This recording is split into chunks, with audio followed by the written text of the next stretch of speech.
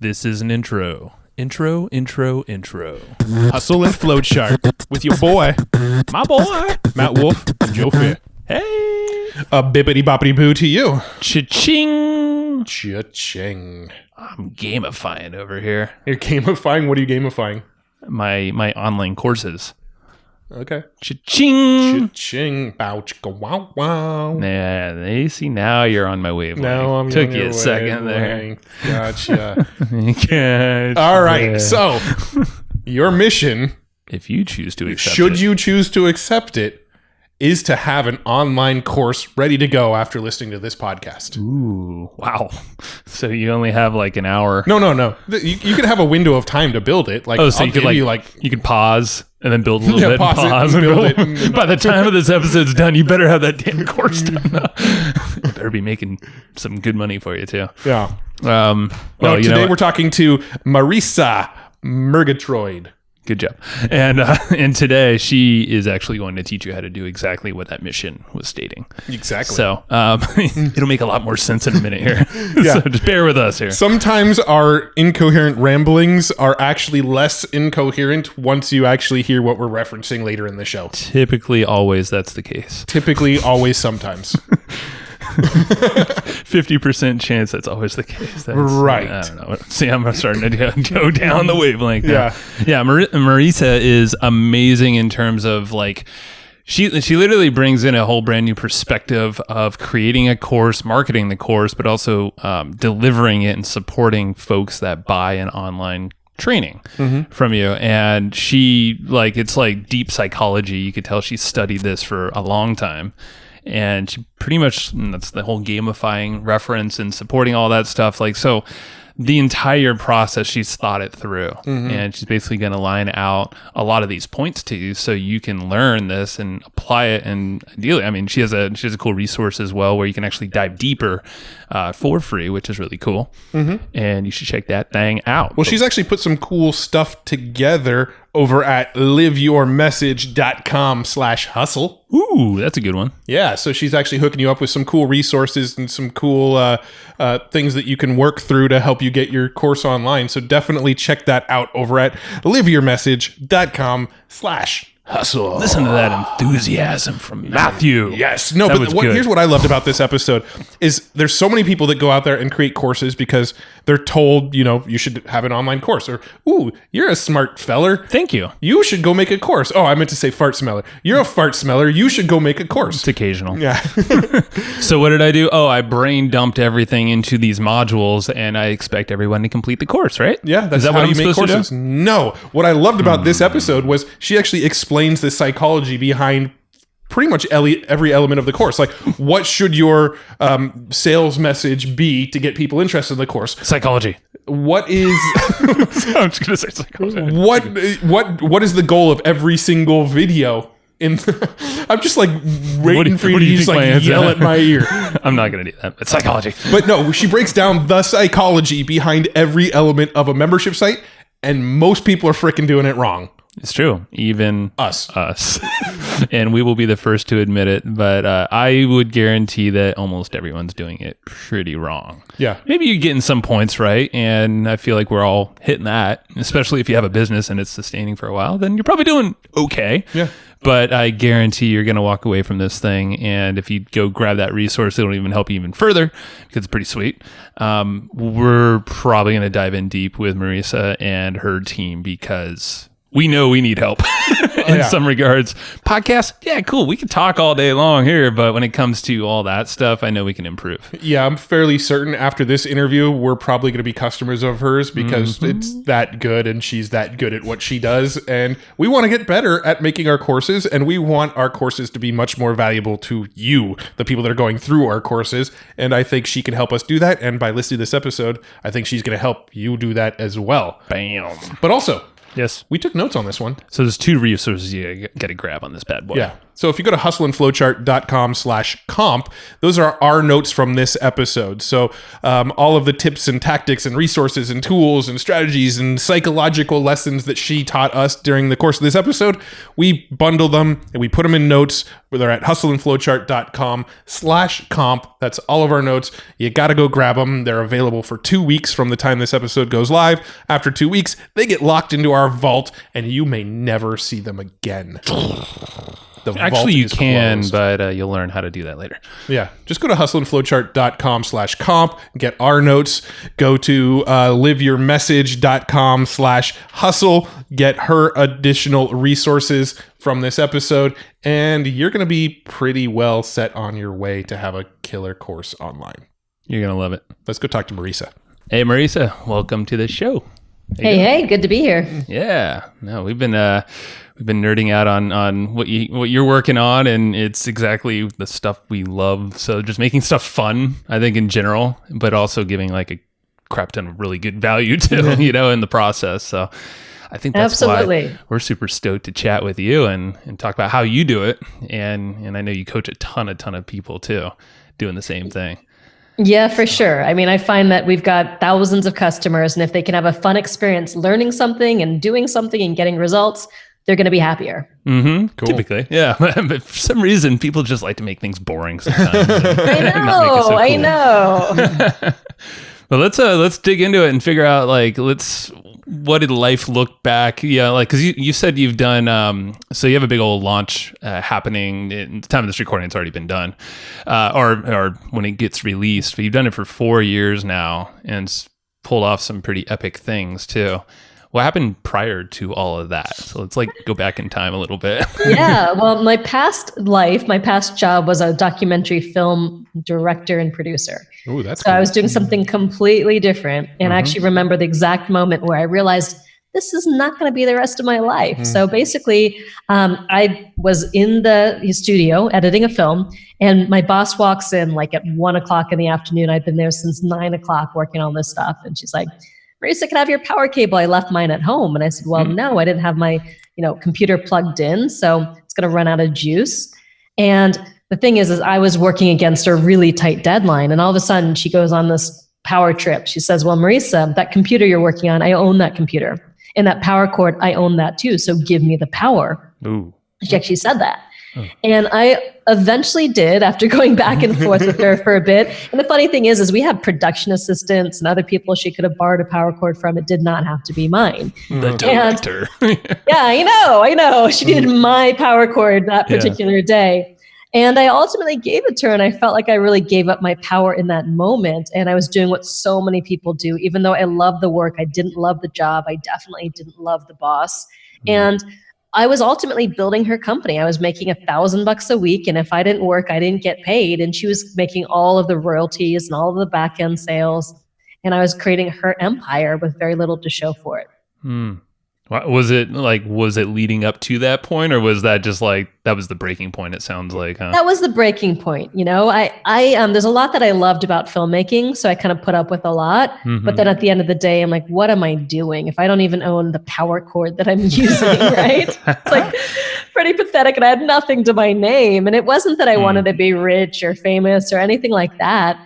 I just realized I could probably make a bigger contribution somewhere else. And I was frustrated with documentary film for other reasons. Mm-hmm. I mean, the average documentary takes 3 years to make, and less than 1,000 people see it. Whoa. Now, I can send out a YouTube video that 1,000 people sees that I spent, an hour on versus 3 years of my life on, right? Sure. Yeah. So impact's a big thing for you then, it sounds like, and the time, the energy you're putting into something. Absolutely. Yeah, that's huge. That's so. I guess prior to that, I know you actually said something in the bio as well that your father told you that you don't have any of the marketing skills, and you don't have that in you. But you've obviously proved him wrong, and everyone else probably. Yeah, when I graduated from undergrad and I studied art semiotics and modern culture and media and all this completely impractical stuff, my dad looked at me and said, I just invested $100,000 in your education and you came out with no marketable skills. Oh man, yeah. I'm sure he's hurting and you're hurting too in that moment. You're just like, oh man. So is that what got you into film and all that? Well, yeah, that was more kind of. like the not marketable skills, right? Yeah, for sure. Yeah.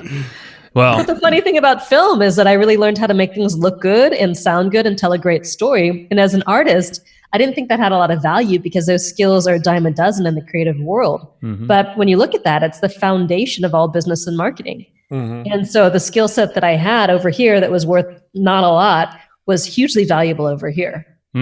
Totally. Yeah. And the second you just kind of pivot just slightly, the world can open up to you if you're definitely shining a light in the right way. Yeah. Absolutely. So how did you transition into, creating courses and launching your products? What led you down that path after the documentary stuff? Well, after the documentary stuff, I kind of stayed close to home, and then I started a branding and web design agency, kind of similar skill sets, service-based. And it was going fairly well. And I started dating a guy who's now my husband. And he just thought, well, Marisa, actually remember the exact moment he popped the question. We were hiking to the Hollywood sign, and he popped the question, which was not the one that you're thinking, but he asked me, Marisa, he's like, why don't you create an online program? Because at the time I was just up to my eyeballs in clients, and I was full, and it was draining and all that stuff, that client work and service work, how that feels. And he thought that if I created a program, he'd have more of my time, right? And we could spend more time together. But the moment he said that, I was like, but who would pay me, to learn from me? Followed quickly by, what would I even teach? Yeah. And so it was just the farthest thing from my mind. I never thought I was an educator. I didn't think I was an influencer or anybody that somebody would pay to learn from. And however many years later, that was 2011. And so 8 years later, we've got a multi-million-dollar, mid seven-figure online education company. So that's sometimes rad. you don't know what you don't know. Did he pop the other question pretty soon after that, hopefully? He did ultimately pop the other question, Okay, but to good. be honest, it was a lot less romantic than hiking to the Hollywood sign. He's like, cool, now that I got your time back, I'll marry you. That's awesome. Good for you guys. Yeah, no, that's impressive, because that's I guess in business, it feels like a long time since when you started, but really it's such a short period of time. And the fact that you've completely reinvented your life and you've created now this massive following, which is really impressive. Not many people are able to do that. Sometimes life throws you a curveball and you realize, oh my God, I've been preparing for this my whole life, right? Yeah, that's so cool. Well, I want to kind of dig into course creation and the elements of course creation and storytelling and just all of these pieces that come into it. And it's actually sort of a good time for us because Joe and I we're in the process right now of building a brand new course in the podcasting space to teach people how to podcast. So some of our questions might be fairly selfish because we're right in the thick of it right now. But there's going to be a lot of people listening that'll benefit from our selfishness. Always. All good. A lot of good things have come from selfishness. Some of the best things. Yeah, better questions and whatnot. Yeah, like babies, That's right. But yeah, we've made courses since we started around, what, it was 2009. And making courses. 08, 09. Yeah. So it's there's definitely been iterations of courses and ways to launch a product and gather attention for that product, the marketing, affiliates. I don't know. There's so many elements. So people typically don't know where to start. Where would you have someone start with? They have an idea, they want to make a course, and they want to bring a following. So what does that look like? Yeah. So that's a good question. I mean, I'm a firm believer of creating the right kind of product at the right time in your business. And so one of my most quotable, expressions is that before you can make money while you sleep, first you've got to be able to make money while you're awake. And I think a lot of people start with the dream of massive scalable products with thousands of people and millions of dollars. And I usually don't recommend starting with this giant, scalable product, whether it's a membership site or just a low ticket $97 offer, because you have to have a really big reach to, basically sell that kind of product. And the conversion rates for internet marketing are lower than, say, just direct sales. So it kind of depends on where you are now in your business. If you're starting out, I recommend that people actually start with more premium offers, something in the $500 to $5,000 range, for example, because if you want to make $10,000 with a $5,000 offer, you only need to sell 2. And if you've got a 20% conversion rate, you only need to talk to 10 people, right? Even if you suck at selling and you got a 10% conversion rate, you're talking to 20 people. But if you want to sell 100 products, right? I mean, if you have $100 product and you want to make 10,000, sales, that basically means you have to sell, for $100 product, you've got to sell 100 of them. Yeah. And, to get 100 sales of $100 product at, say, a 2% conversion rate, which is actually even a little on the high side for internet marketing, you've actually got to talk to, now I'm terrible at math, but what was that? Yeah. It's the same. It's a lot of people. It's a lot more work and energy put into it. Yeah. Right. For sure. So that's good advice. I mean, because that's something that typically people, well, I know like something, and we used to be in these shoes, is like when you're starting out, you're like, am I really worth that? The 500 to 5,000. So what would you say to that? Yeah, well, I think it's actually the wrong question. And I was actually doing the math over here on the side. You have to reach 5,000 people at a 2% conversion rate to sell 100 copies. Nice. So where people do get like this little mental kind of twist is that they think, oh my gosh, I'm not worth that. But the question isn't about your worth. It's about, is the result you can get someone worth that to them? Mm-hmm. So is the problem you can solve for them, or the solution or result you can deliver, worth that amount to them? Because it's not really about you and how you feel about yourself and your doubt and your inner critic. It's about how valuable the result is in the world to somebody who wants that. Yeah, I love it, because that's definitely a hurdle. We've heard it many times through our just the audience that reach out to us and our clients is someone really going to buy that? It's like, yes, yeah. The value, if you're actually presenting a solution, either time savings or they're making more money, past that amount that they invest with you, kind of the sky's the limit when it comes to delivering value in exchange of some kind of currency. Yeah. So absolutely. So how do you come up with a price? Like, let's say I've got a skill that I want to get online and I want to teach it. I want to create this course around it. $500 to $5,000 is a fairly large range, and you could have it less than that, or even I've seen courses that sell for a lot higher than that. Like, how did somebody come up with the value of this information that they're going to provide? Yeah, well, I mean, a lot of it relates to the format of the program. Mm-hmm. So something with one-on-one access is going to be a lot more valuable than a one-to-few program, which is going to be more valuable than a one-to-many program that's completely impersonal with no support or coaching or consulting or anything like that, right? Mm-hmm. So that's a thing to consider, like the kind of program. Like a membership site where you're just getting dripped automated content tends to be a lot less valuable than, say, a premium mastermind where you travel the world with Tony Robbins, right? So you just got to start to get a sense of both the format as well as the value of the transformation and the level of support someone has in accessing that transformation. Gotcha. Yeah. So, yeah, no, that makes sense. It's like the level of touch. It's the energy you're putting into it. So when you're training someone, for something like that, would you say? Because I guess there's a lot to learn when it comes to course creation. Because I know there's a lot of elements. People get hung up on tech. They get hung up in their own mental, state of doubt, like you were saying.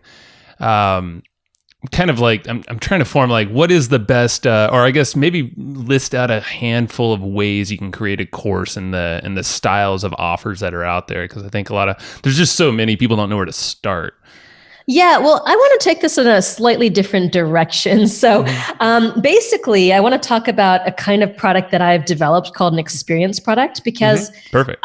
Basically what most people don't realize is that the vast majority of online education, whether it's a training or a membership site or an online course, have just a huge failure rate, that they leave 97% of their students, clients, and customers behind, which means only about 3% of people really finish those programs and get results. And so people want to learn, they want to change their lives, but the way so many of these programs are delivered are just really, really boring, as you mentioned at the beginning of the show. Yeah. And they're very old school, kind of lecture-based programs that aren't based on, getting real results right now, and don't really work with the way adults learn, don't work with their natural psychology of motivation, basically the dopamine and serotonin in our brain, the part of us that loves to win and feel like we're constantly making progress. It doesn't work for the attention span of people in today's age who are used to getting all these, pings and bings and stuff on Facebook and Instagram nonstop. And so I've developed a new kind of program that gets anywhere from 10 to 30 times the engagement and completion of people going through it by combining, gamification and adult learning theory and psychology of motivation, all of these things. So this format, it's not just something you can apply to courses or, trainings. It's something you can apply to service work, anything, coaching, anything that requires people to take action consistently, where you need to motivate them into action. Yeah, no, we could speak from experiences. Most people who buy online courses, we've been guilty of not probably having as great of an experience inside, once the purchase happens. And most people, product fulfillment, unfortunately, is like the last thing that's thought about. They're thinking about the marketing too much. Yeah. Well, I don't know if that's the case, because I think a lot of people do genuinely care, but they don't realize. Definitely care. Yeah, it's like you're following models that are old models, right? It's like the old school university style education is becoming less and less relevant in today's world. So is the old school kind of information based education is becoming less and less relevant. So just like, Blockbuster went out of business when Netflix come along, I think that the traditional information product is kind of giving way to new ways of learning that actually are more relevant today. And my very first products, failed my students too, because I was just following the other models that were out there. I thought that the more information I gave, the more valuable it was, which is not at all the case. And so I think what happens is, people buy a program and a series of very small negative experiences stacked together to create what I call the downward death spiral. And this is where people just give up, get frustrated, procrastinate, get stuck, don't even want to do it. I mean, just the way people buy programs, you push a button, and all of a sudden you got 5 emails in your inbox that you got to go through, and then you have to kind of log on to a membership site. And there are all these hurdles and hoops to even start seeing any kind of result or success. And I like to talk about moment one of day one. Exactly what do you basically, have people do the moment they buy? Like, so many people think the most important moment in the relationship with their customer is that moment they buy. But I believe it's the moment right after they buy, and how you start giving them an experience where they're gaining unstoppable momentum to begin the program and start taking action and start getting results right away. So I would agree 100% with that. Yeah. And I think a lot of folks don't think, because they have seen all the old model over and over. They've gone through school and all that stuff. So walk us through, like, what does day one look like, and what is an experience? Like, what does the experience look like after that? Like, why is it so different? Yeah. Well, there are 10 core experiences in the experience formula. When you stack them together, you create what I call experience escalation, which is when you've got that an unstoppable momentum from what I call mission to mission accomplished, when 10 to 30 times more people, get results and complete your program, engage with your program. And the reason why that matters is not just your refund rate dropping. I had one of my clients, Josh Turner, had a $2.1 million launch, and we dropped his refund rate by implementing this from double digits to single digits, which saved him at least, $100,000, $200,000 right off the bat, right? Sure. But you can also increase basically referrals and repeat sales, and ultimately front end sales too, because as more people hear of the great results, more of them are going to buy. So there's a lot of reason to do this beyond just creating a better customer experience. There's a lot of selfish reasons to do this too. That's right. Yeah. So awesome. How it all starts is with what I call the product mission. And it's not like your personal mission. It's not the big change you want to see in the world. It's basically the mission that your students, clients, and customers are accepting. It's what they're going to do, be, feel, have, overcome, or achieve through your product. And I teach a very specific template for creating your product mission. It's simple. You might recognize it, both from where it comes from and because a lot of other people are using it since I've been teaching it for a while. It goes like this. Your mission, should you choose to accept it, is blank. It's my Mission Possibles template. So for example, for our signature Experience Product Masterclass, your mission, should you choose to accept it, is to design, market, and make $2,000 or a whole lot more from an experience product in 10 weeks or less. So you instantly know what you're saying yes to. You know what winning looks like. And it's so clear that you could film someone crossing the finish line of mission accomplished. And that's what you want. You want that clarity. You want that specificity. There's no room for doubt as to whether you've made it or you haven't made it. And that's when you know you've got a good product. So it's a product that's oriented around a very specific, tangible result that you could film, not just like let me teach you all of this stuff, right? Which is what most people do. It's like they just are about knowledge transfer or skill transfer or intellectual curiosity. And the truth is, a small percentage of the population is interested in learning for the sake of learning without that immediate what's in it for me right now kind of perspective. That's true. Yeah. So you got to kind of understand that. And when you have a mission, you can get rid of everything in your program that does not get someone from mission to mission accomplished. Basically, the only thing in your program is what's going to help someone get a result. It makes sense, correct? 100%. Totally. Start with the end in mind.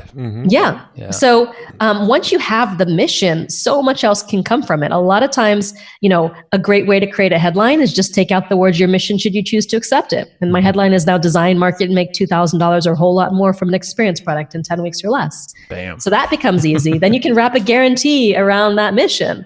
So, basically our guarantee, it's a $2,000 no risk guarantee, is that if you don't make $2,000 from an experienced product in 10 weeks or less, and you've done the work and you can demonstrate that you've done the work, that will make up the difference. So if someone pays us $2,000 and they make $1,000, we will give them $1,000 back if they can, show us the work that they did and that they actually tried to market the product and all of that stuff. And so it becomes this ironclad guarantee because the result's so specific. We always know in no uncertain terms exactly, who's getting the result and who's not. And then we incentivize, both mission accomplished and graduation.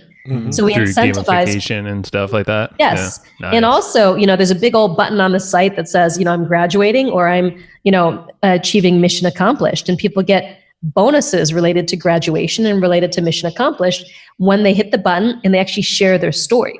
So we have 700 pages of testimonials from the 3 years of the program simply by implementing this, baking it into the program. And I never had to ask for the testimonials. They just come in automatically. That's so clever. And I love it. And it's, it's like a prideful thing by, maybe an ego thing by them. They're like, I want to be featured on that page, So it's another incentive for them to actually complete it. Yep. Love it. For sure. Cool. So product mission being the big key there. I think that's smart because not only are you achieving a really good headline and angles into your product, you're achieving all these other things. And I think the lack of clarity is typically the killing of like any momentum and, success in a program. Well, that's part of the gamification. Like, have you ever played a game for hours and hours where you didn't know how to win that game? Oh, yeah. Oh, yeah. Well, no, you don't. Like, what winning, how, basically. You don't know what winning looks like. Yeah, you know what winning looks like, right? Yep, you might not know exactly like all the steps along the way, and you have to have all these challenges and things, but you know what winning the game looks like, right? Yeah. So people do not play games for hours and hours if they don't know what winning looks like. And the number of courses where it's not clear, it's fuzzy, what winning looks like is huge. Right. Yeah. It seems so simple, but it's actually not very common. Yeah. Well, I could see from a lot of, I know we've failed that in the past as well. And actually our latest course, we did very similar to what you said with the guarantee and whatnot. And it's been great because people do actually act and succeed with our training more so. But It's I think motivating. Yeah. And I think a lot of product owners maybe just look too close to them and they're not thinking about their customer when they're crafting their message, the product, the experience, all of that. Well, it's easy to try to deliver and sell what you want to offer versus what people want to receive. That's right. Cool. Well, I think that's awesome. What's number 2? Well, we're not going to have time to go through all I know. 10, so I'm going to skip to number 9. Oh, all right? Okay. And the number 9 is unstoppable momentum. And by the way, each one of these principles has an opposite principle. But when the positive principle, the experience, escalation principle, is what gets people excited. The opposite is what I call the downward death spiral principle. So the opposite of mission is serving too many masters. You've got a product that's trying to do too many things, right? And unstoppable momentum, the opposite of unstoppable momentum is start and stop, start and stop, start and stop. Right. So unstoppable momentum is what happens when people feel like they're actually gaining momentum through the program rather than decelerating, which is what happens for most people. So this is actually related to how you structure your product, right? So you want to structure your product in a way that stair-steps students, clients, customers up from very small, simple actions that achieve small wins to larger, more complex, more sophisticated, more challenging actions that, lead to more exciting wins. So you don't want to drop people in the deep end of the pool. You also don't want to drop them into the most boring stuff there is. So for example, one of my students was doing a product on helping musicians get their songs on television shows. Mm-hmm. And the very first module was having people go to list themselves on all of these sites, these like websites and studio sites. And it makes logical sense that, first you got to get listed. And that's the first step of getting your songs chosen. But having all of these creatives fill out all of these boring applications, that's going to create deceleration, right? Right. That's not the first thing that you want to start with. So you got to go out of thinking about your product logically and linearly and think about it from a motivational standpoint. There's something called the growth challenge ratio, that when you are about 4% challenged over your current level of skill, it's kind of exciting. You're drawn forward. You want to kind of level up. But when the challenge is like 50% above your current level of skill, it can be overwhelming or intimidating, right? So you want to kind of ramp people up and increase the challenge over and over again. And if you can do this consistently, you'll see this kind of like acceleration and motivation happening through the program. So what I did is I worked with my student and I said, well, why not instead create a product that, a first training that starts the momentum going. So what I suggested is to create a training that creates, core experience number 2, which is a future self vision. Mm-hmm. So this is a vision of what winning looks like and how it's going to change their life. So instead of starting with this, really boring module, instead start with having them create their dream 20 list. So what are the top 20 shows they want to be on, where even being on one of those shows would be a massive win for the entire program. Mm-hmm. So say the mission of the program is, your mission, should you choose to accept it, is to get your music on at least one national television show by the end of our, 8 weeks together, right? Yep. Mm-hmm. So you have bragging rights and royalties, right? Whatever it happens to be. Anything, yeah. Yeah. So now in that very first training, they create their dream 20 list. So they're already imagining their music on these shows, but you want to take it one step further. You want to make this particular action completely fail-proof. Because if this is the first thing that you're asking them to do, you don't want any room for or margin of error. So I would actually go another step further, which is create the list of all the shows that are accepting submissions from amateur, musicians who are not listed on major labels. Put them all in a giant list and sort them by genre, and then people can choose based on whether they're a pop musician or a country musician or whatever it happens to be. Mm-hmm. So just completing that training you cannot fail this training. Plus, it's powerfully motivating because now you're already imagining yourself on one of these 20 shows. You're creating a future self-vision from the training itself. Is that making sense? Yeah, totally. Yeah, I like it. And then we actually have a buddy, and I think he's a friend of yours too, Steve Olsher, with the New Media Summit. I think one of his big promises there for all the attendees is they will get booked on at least one show. So the podcasters are actually pitching. And he's essentially doing exactly what you're saying. Yeah. There. Well, he does it as a live event. He can charge like $5,000 for this event because of that promise. Yep. Now, the number of people who are just doing a podcasting course with no specific outcome like that can charge maybe $200 to $1,000 for their course. He's charging $5,000 for just a 3-day event. Exactly. And he studied with me. He was been one of my top 10 partners for a few years in a row, and has come to my top partner mastermind. So he's learned a lot of stuff. Yeah. Not that I take credit for all of it. He's a smart dude too, but I'm sure you influenced him a lot when it came to that. And I know we're going to definitely take away a bunch of these little steps here as well. So yeah, I just love the fact that you're starting with the people, in terms of, the customer as seeing themselves in this future place. I mean, you're wrapping up a lot of psychology around this whole experience, which I think a lot of folks just goes out the window. Like you said, it's just like almost word vomit. It's like just looting all my knowledge. I'm just trying to dump it into this content platform. Yeah. Well, we have this massive cognitive bias as experts or people who understand the topic. And we expect that people are fascinated by our topic. But the truth is that if they're buying your program, they're probably struggling with your topic. Right. So they don't want to know every detail and every nuance. They want to be able to get a result.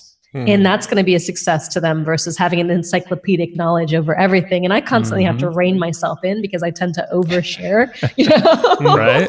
Because I'm tough so when you have all this knowledge and you I want know. to literally give it out. I mean, that's the problem with us is we talk to so many amazing people on this show, but then we are always experimenting. So we're like, everyone loves this stuff. Let's just throw it all in this big members area. But then we're like, oh no, overwhelm strikes. Yeah.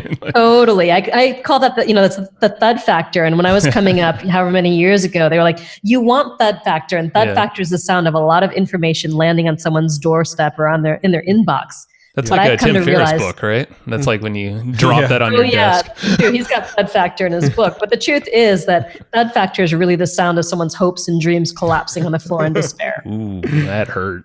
Yeah. But you're right. Sure. No, 100%. It's true. But the other thing that is important to understand is that motivation structure tends to be different. So some of the most successful entrepreneurs are intrinsically motivated, which means that we're motivated by our own internal reward system. We don't actually need rewards from the outside world. We don't necessarily need that validation, someone patting us on the back every step of the way saying, good job, you go, you did it, work it. Right. We don't need all that. But somebody else, like 80% of the population, or I think 75%, are extrinsically motivated, where they do need that person being like, good job. Sure. Work it. So that leads me to core experience number 4, which is constant wins. And with constant wins, you actually have to validate and reinforce that they're winning every step of the way. So I never give any kind of content or training without a win attached to it. Even if it's something that's mindset related, and I have a mindset training, I will still say at the end of every training, I say your next mission, should you choose to accept it, is to yell at the top of your voice that I got this, I'm doing it, I'm not going to stop, right? I might say something like that. Yeah. And then they can still check it off. And we've created a membership site where every time someone watches a training, they check it off and they get 1 XP, an experience point, right? And the membership site goes ka-ching. And when they check off the action related to it, they get 2, because I'm already saying there that taking action is twice as valuable than just watching something passively. Membership site goes ka-ching, ka-ching. And then we run leaderboards all the time in our programs. We have contests, jump contests to incentivize people to get caught up when they fall behind. We run an Operation Unengaged Student Rescue campaign. Wow. A couple weeks into our program. So we look in the back end, we can see who has gotten no points or like less than 5 points, and the team reaches out to them aggressively. I say, contact them via Facebook Messenger, text message, phone, email, every channel until you get a response, because if we've lost them at this point, we're not getting them back. But if we can get them back now, then they have a chance of, finishing and getting a result. And I actually have a story of someone, her name's Jennifer Holbis, and she was someone that we reached out to in our Operation Unengaged Student Rescue campaign. And basically, thank you. Yes, thank you. And so she basically got back on the saddle, not because she wanted to, but because we cared. Right. And she said never in her entire life had, a program reached out to her because she wasn't engaging. And because she got back on the horse, she got $100,000 contract in the program. Wow. And then within a few weeks after the program ended, another $150,000 contract. So she went from 0 to $250,000, not from her own intrinsic motivation, but because she had the validation and reinforcement of us, and that system, like that win system where, we were able to see that she wasn't winning and to reach out and to help her start to win. That's awesome. I've never once heard of a product creator or their team ever once try to, let's go find them, let's bring them back. Well, no, usually it happens once somebody's about to cancel, and then they try to re-engage you when they want to cancel a refund. It's not usually just based on what engagement you're seeing from them. Right. Oh yeah, and we do this all the time. Like our mentorship programs, which are 5-figure investments, is that I mandate 100% RSVP to our live events. We do 3 live events. So I know if someone's investing 5 figures and we cannot even get an RSVP from them for one of the most important, most valuable benefits of the entire program, we're kind of lost them. Sure. So sometimes we have to chase people down. Sometimes I personally text them, because I know that if they're starting to drift, Like, come on, reel it back in. Bring it back. Yeah, exactly. And you can't wait until the end because, like you said, they're just too far gone. They're already future pacing in their brain. I'm going to get my money back with a refund, or I'm going to charge back, and that's you don't even want to get there. That's not a good thing for anybody. Or they're blaming themselves, which happens a lot too, because the biggest objection I see in this market is not the value of my program. People are undoubtedly see the value of our program. They're like, $2,000, this is way too cheap. I'm getting 10 times the value, but it's the fact that they've been burned by other programs in the past. I've had so many people who've invested 5 figures, 6 figures even in trainings and, masterminds and all of this stuff and gotten no results whatsoever. Obviously, it's not just the fault of the program. They take some responsibility for that, but they're hesitant and they're gun shy about, investing again because of that. And obviously our whole program is based on doing things in a very different way than what's already out there. Yeah. But what the big tragedy is that when people don't finish is they start to lose hope that in themselves and trust in themselves that they can ultimately do it. Which means that the industry spirals where the consumer distrust starts to accelerate. People are more hesitant to buy, even they can't tell the good ones from the bad ones. Sure. Yeah. And there's less people who are kind of living their dreams because of it. Yeah. No, I love this. I love that you dive into like the why behind everything that's happening, because I feel like these days there's so much of at least in the sort of internet marketer space, there's such a culture of funnel hacking, right? I see this website that's working well, so it's probably going to work well for me. So let's just copy it and, change the wording for my own thing. There's like this whole funnel hacker thing going on, but nobody understands why they're doing it. And then they don't understand why it failed when they tried to copy other people. And so I think what you're doing and what you're teaching is super powerful, because I think the why is actually way more important than the what. Understanding the reason you're giving a mission for every single element, the reason the gamification exists, like the why behind all of it is so important. And it's the step that I think so many people trying to create courses just completely skip over. They're just, I'm seeing them doing it this way, so let's do it that way too. I think that just having a financial motivation is a little bit short-sighted in the sense that, if you want to play the long game, then your reputation really matters. Yes, you could sell someone once. You might be able to sell them twice, but will they buy from you over and over again, refer you, bring people into your company? Probably not. And as you look at things like ad costs increasing, then making the most out of every single person who comes into your world is going to be essential to your business, as is, even years ago, the most healthy businesses on the planet, 80% of their revenue comes from back-end sales, which means repeat sales, someone buying a second, third, fourth time, not just these one-off churn and burn sales. And if your cost to get a customer is $100 or $200 or whatever it happens to be, or $500 even, which is not uncommon today, sure, and then they only buy from you once, the lifetime customer value, I think, is the most important number in your entire business. Yeah, definitely. I couldn't agree more. Yeah. Now, I'm curious, what does the actual content and curriculum look like once they get inside? Because you mentioned yours is more of an interactive experience. I imagine they're not just getting in there and there's a list of training videos and they're going through each video. And what sort of additional experiential elements do you add that make it much different? Yeah, of course, we have the training videos, but obviously the way they're delivered with the experience points, we even have triple XPs too. So I've got these 2 tracks, a core track and an overachiever track. So a core track is for someone who's newer or they don't have as much time. It's the bare essentials to get them to mission accomplished. The overachiever track is some of the more, advanced stuff that they might not necessarily need, but they might want. And they get triple XPs, which I call porn for overachievers. So when they click the button, instead of going ka-ching, it goes bump, chicka, wah, wah. That's funny, right? And so just that helps to kind of reduce the overwhelm, for example. So the membership site itself, the delivery vehicle, is interesting and unique. Obviously, you don't have to have that hold you back. I think a lot of people try to invest in fancy membership sites too soon. It's more important to prove your model. And I teach offline and very low tech ways to achieve a similar outcome in your program if you don't want to have like our $100,000 membership site, which we have, I was going to ask, it sounds like you have your own software or something. Yeah, we built it ourselves, and we still build it at enterprise level, membership sites for people, but not at the consumer level right now. But you don't necessarily need us. We've got partnerships with other providers and things like that. Then there's, of course, the, we do coaching pods. So everyone is assigned their very own experienced product success coach in the program. Now they get, based on that, they have the weekly calls with their experienced product success coach. And we have a milestone tracking doc. So some of the core milestones in the program, like your product mission statement, the kind of program, the price, a lot of the things that you're asking me, right? In this program, we have on a Google Doc.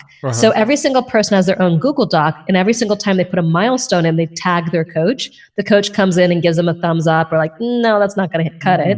And they get feedback on all the core pieces. So that's an important component to get that kind of customized feedback. And not a lot of programs at the $2,000 level give the level of support that we do, So that's a huge piece of it. When we deliver the program live once a year, I also do, I also do what I call Mondays with Marisa, where I, in addition to that Wednesday group coaching call or that Thursday group coaching call, in addition to that call, I do group coaching. And then we have Fridays, Implementation Fridays with Don Crowther, who,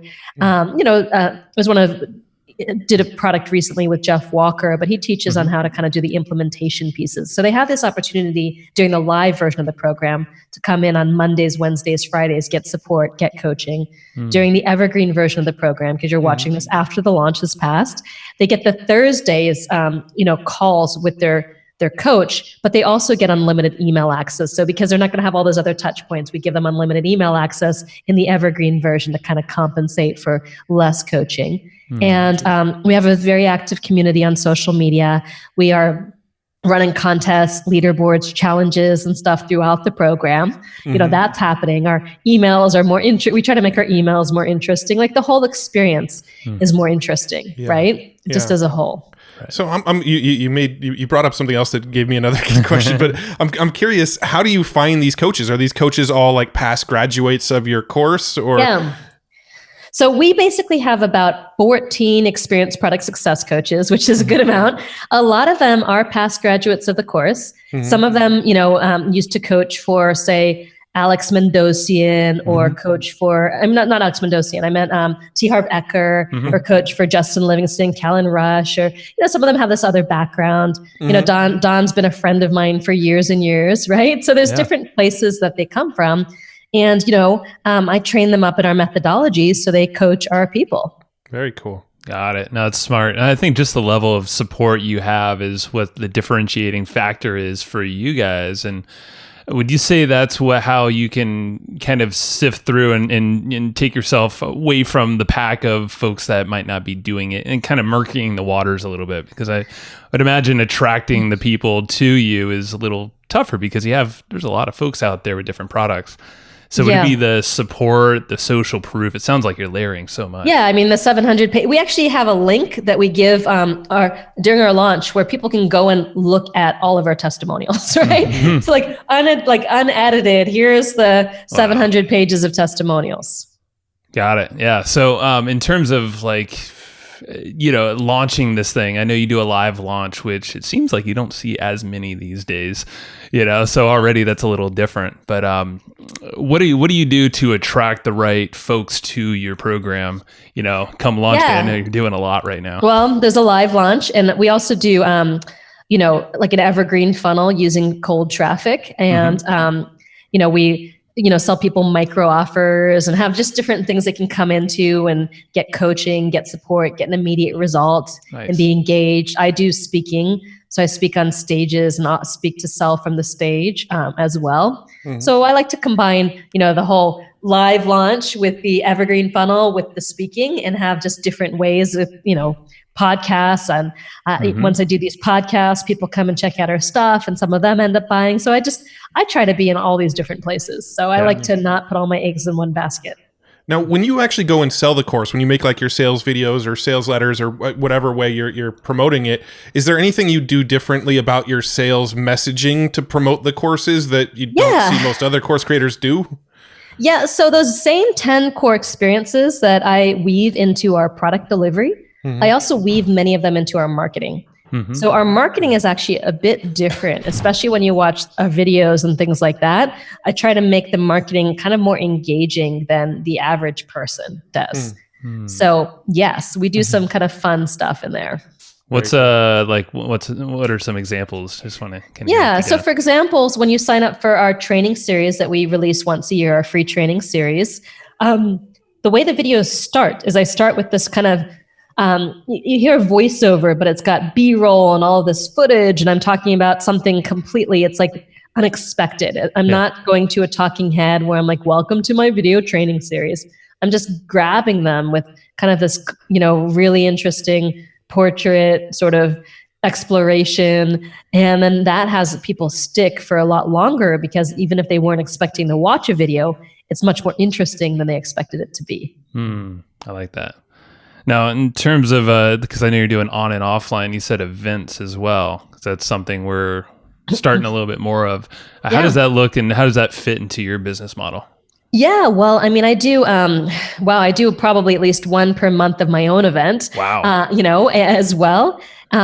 So we do pretty big events. I do smaller workshops too. So some people sign up for our EPM Elite, and that includes, in addition to private one-on-one coaching sessions, not with me, but with a couple of my senior coaches, copywriting support with one of our copywriters, and coming to a 2-day lab at my house here in Topanga Canyon. So we do those, which is fun because a lot of people like that deep dive with a really intimate group and the hands-on support and attention.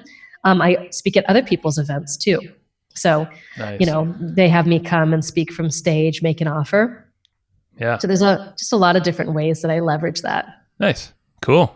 Well, there's I don't know, I feel like we covered so much. I'm like, you're really good at this, which is really awesome. It makes me really want to go and watch your launch. I know by the time this thing's out, it's going to be evergreen. So we'll definitely point people that way as well.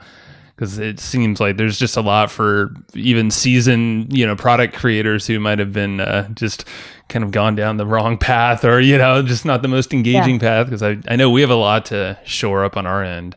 Right. It's just really interesting. Where do you see, because this is something I think you talk about it, where courses in general, they're kind of fading in a way, like there's definitely like this feeling of courses and, locking info products behind a gate. Is it it sounds like everything's around the experience, but how do you kind of combat that? Yeah, well, I think you combat it by creating experience products rather than info products, right? Yeah. So I think that what's fading is just pure information, Right. Like pure information-based products where you don't have the engagement, you don't have any high touch, you don't have any support, you're completely anonymous. It feels like no one's noticing what's going on for you.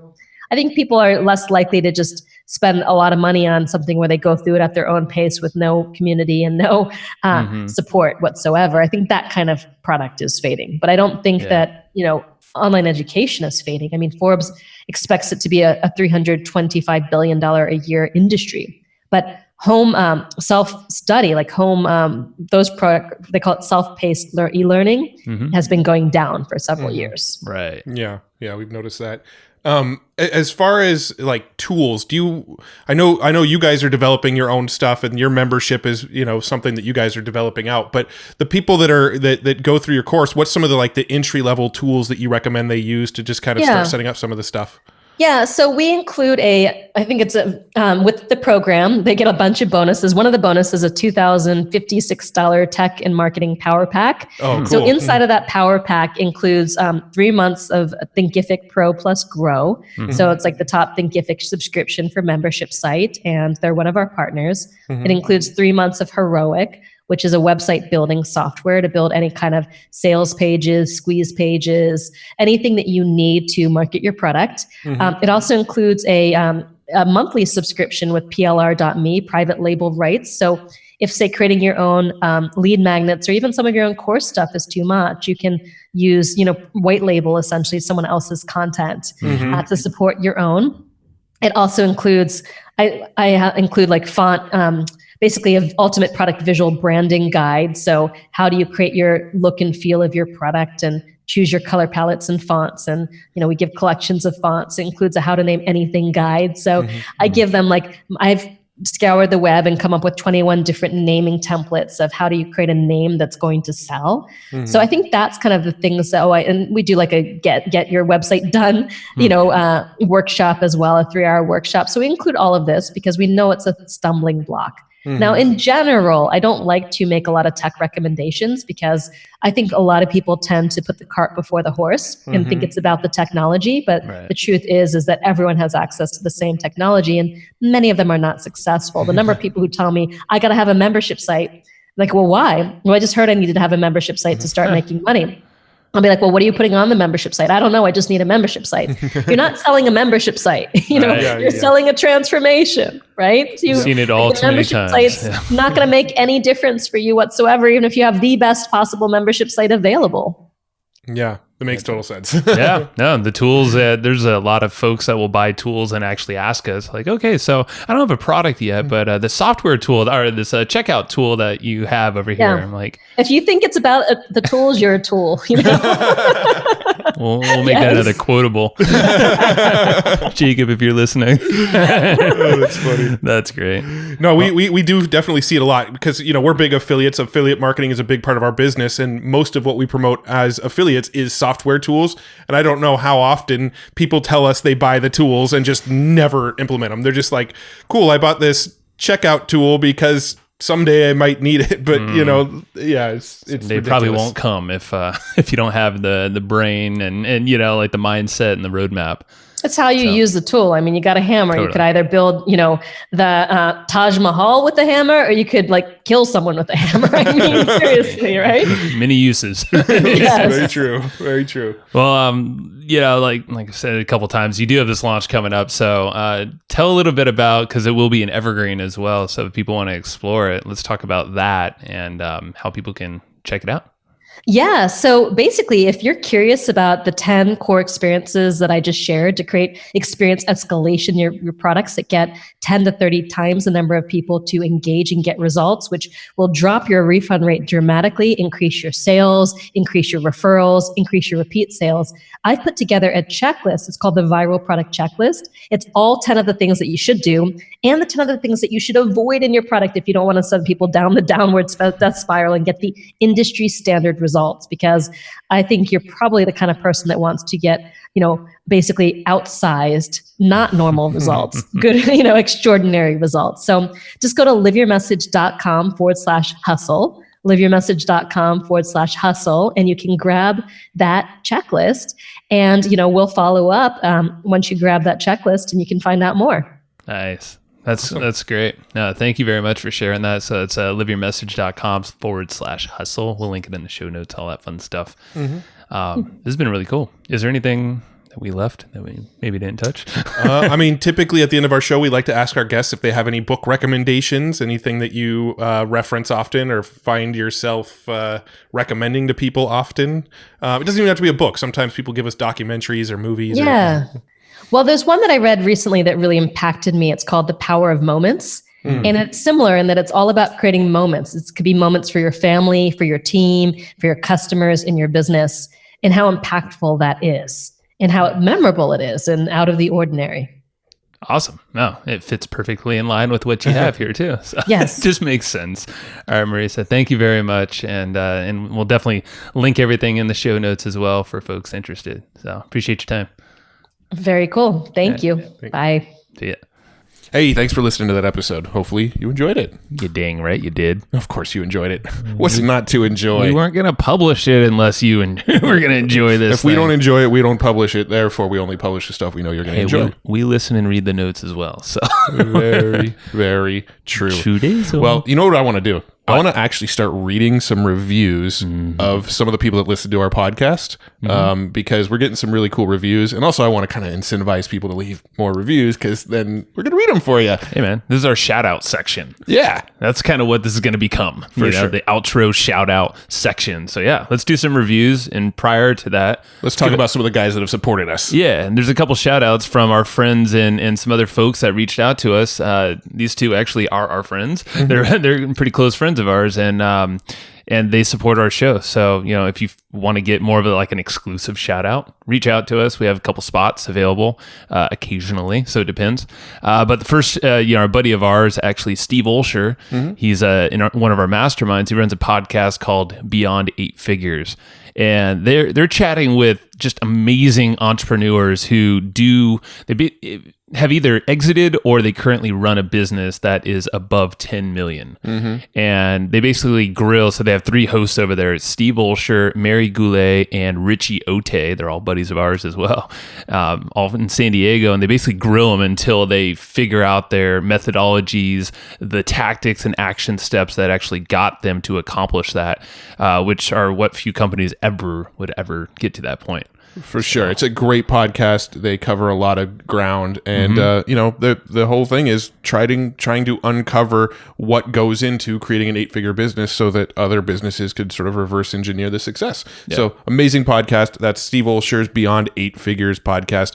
Definitely go check it out on Apple Podcasts and everywhere where you listen to your favorite shows. You're going to like it. It's very similar to this one with different approaches. So I think if you're a fan of this, you're going to love his show, Beyond 8 Figures. And then our other supporter for this episode is our good buddy Casey Zeman's Easy Webinar. Bam! And both these guys have actually been on our show too, Steve and Casey. Yeah. So if you like them, you can even check out an episode too. Yeah. So check out easywebinar.com/hustle because Casey put together a 20% off deal for listeners of Hustle and Flowchart. So easywebinar.com/hustle. Now, Easy Webinar is kind of a webinar tool, but it has live webinars. It's got automated webinars. It's got kind of hybrid webinars. It's got all sorts of, social media functionality. It's got, it's pretty much like the only webinar platform you would ever need. It's got everything all in a single platform. A lot of the other platforms, you got to buy one product to go live and one product to go automated and one product if you want to, and this one is just, you get Easy Webinar, you're covered. You got it all. So if you want Easy Webinar, get it for 20% off. Go to easywebinar.com/hustle. And again, I just want to thank our partners and our supporters on this show, Casey and Steve. We love you guys. Let's go talk about some of these cool reviews we're getting. Yeah, let's get into them. Alrighty, Joe. I got another one. You ready? Got a review for us. All right. I'm ready. All right. Drum roll. Is this one a 5-star or a 1-star or no star? This one is a 5-star review. Okay, and, that's good. Thank God. Yeah. Woof. This one, the title of it is These Guys Made Me Want to Start a Podcast, and it's from Arena Warrior. I don't think that's their real name. I kind of like it. Maybe he's an e-gamer or she is an e-gamer. I hear that's popular. So maybe this podcast is going to be around e-gaming. Or maybe they're a gladiator and they fight, lions and stuff. Whoa.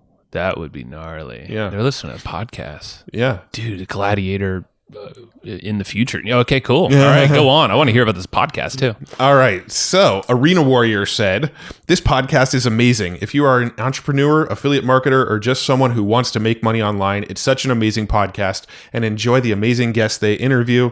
If it's learning about ClickFunnels, growth hacking, or even their beer business and app, it's pretty amazing stuff and all free value and content. Thanks, guys. P.S. They have a pretty cool t-shirt too. They also have amazing courses on their website that is always being updated in their mastermind Facebook group. Peace. Damn. Well, peace to you, Arena Warrior. Peace to all. Peace. Yeah. Please don't kill us, Gladiator Warrior. But that's amazing. I wanted to hear about the podcast personally. So Arena Warrior, reach out to us. I want to hear the podcast you're starting. Dude, this is cool. Yeah, and obviously they listen to the beer business and the app. Like I think we mentioned that the app part. I think we maybe mentioned it like once. Yeah, you can tell that people probably listen to a lot of the shows when they mention things like the beer app because it's probably come up maybe 1 or 2 episodes ever. That's a very random mention. I love it though. But yeah, dude, Arena Warrior, you're on it, man. So 5 stars, love it. We've said it before. Even if it's a lower starred thing, we're still gonna appreciate it. We appreciate all these. Yeah, and we think our t-shirts are pretty cool too. Well, you seem to like wear something branded of ours almost daily. Not today. Not today. No. You have a Podfest shirt on. Yes. Love Podfest too. And Chris. Hey, they didn't pay us to sponsor this episode. Chris, take that back. Just kidding. Yeah. All right. I think that's about it. Thanks, Arena Warrior. Make sure leave a review, and we're doing shout outs on reviews and reading reviews at ends of episodes because we have fun doing it and we love reading them. And thank you. See ya. Thanks, everybody, for listening to this episode of the Hustle and Flowchart podcast.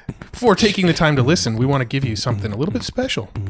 Every single episode that we do, we actually have somebody on our team take notes. We basically have a Cliff's Notes version of every episode where you can go and find all of the tips and tactics that they laid out, all of the resources that they laid out, all the good stuff from this episode. We actually have a nice simple notes version that you can find on our website. So go to evergreenprofits.com, find this episode that you just listened to, and give us your email address and we'll send you the notes. Thanks for listening. Go get it. Wiki wiki.